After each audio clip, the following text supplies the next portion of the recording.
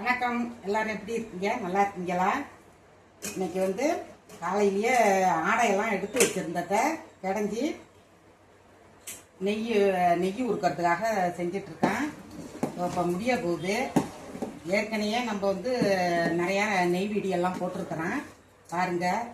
இப்போ கடைசியாக முடிய போகிற நேரத்தில் எடுக்கலான்னுட்டு அதோட இப்போ தட்டு இட்லி ஊற்றிட்டு இருக்கிறேன். கொஸ்து வச்சிருக்கிறேன். வீடியோவை உள்ளே போய் பாருங்கள்.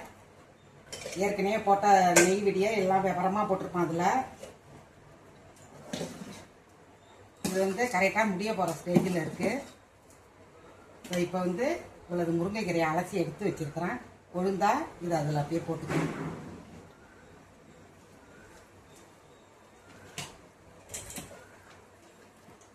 தட்டெட்டியை தூக்கி வச்சு வேக வச்சுக்கலாம்.